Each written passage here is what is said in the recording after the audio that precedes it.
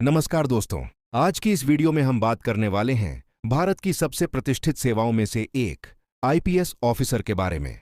IPS सिर्फ एक नौकरी नहीं, बल्कि देश की सुरक्षा, कानून व्यवस्था और न्याय का आधार है।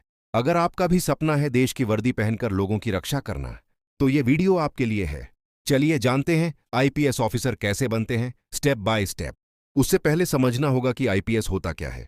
आईपीएस यानी इंडियन पुलिस सर्विस, यह भारत की ऑल इंडिया सर्विस है जो देश की कानून व्यवस्था संभालने, अपराध रोकने, आतंकवाद से लड़ने और लोगों की सुरक्षा सुनिश्चित करने का काम करती है।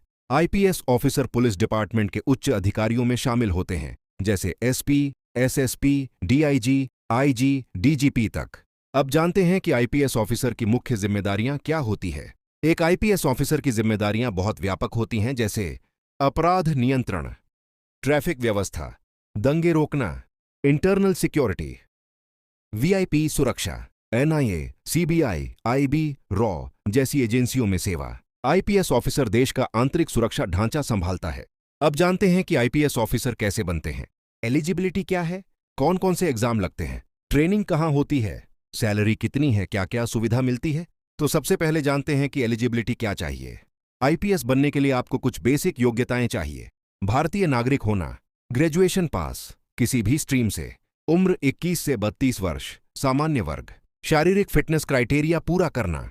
अब बात करते हैं कि कौन कौन से एग्जाम लगते हैं। तो सबसे पहले लगता है यूपीएससी सीएसई एग्जाम। आईपीएस बनने का रास्ता यूपीएससी की सिविल सर्विसेज परीक्षा से होकर जाता है। यूपीएससी सीएसई भारत की सबसे कठिन परीक्षा मानी जाती है, जिसमें 3 चरण होते हैं। पहला चरण प्रीलिम्स, दूसरा चरण मेंस और तीसरा चरण है interview, personality test. First step UPSC prelims.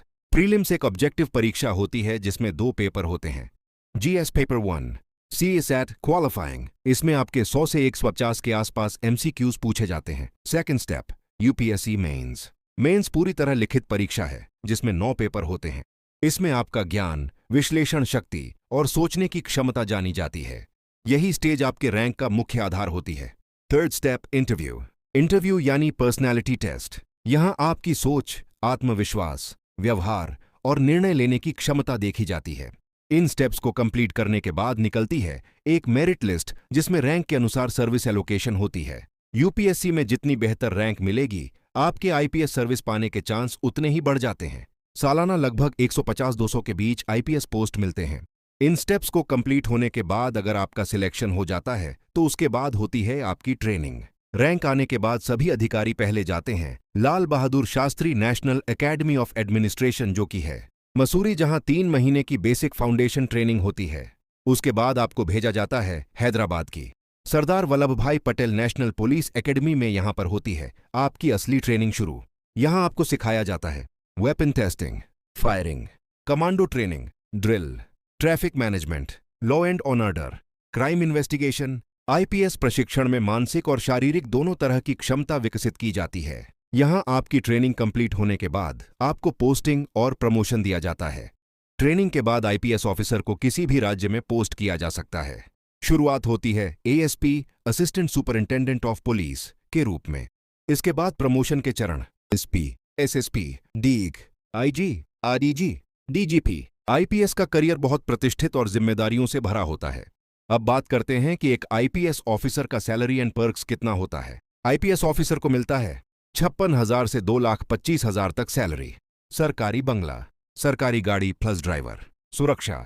IPS officer बनना आसान नहीं, लेकिन असंभव भी नहीं।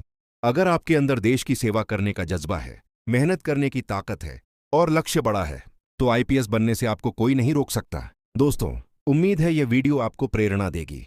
अगर वीडियो पसंद आए तो लाइक, शेयर और सब्सक्राइब करना ना भूलें। मिलते हैं अगली वीडियो में।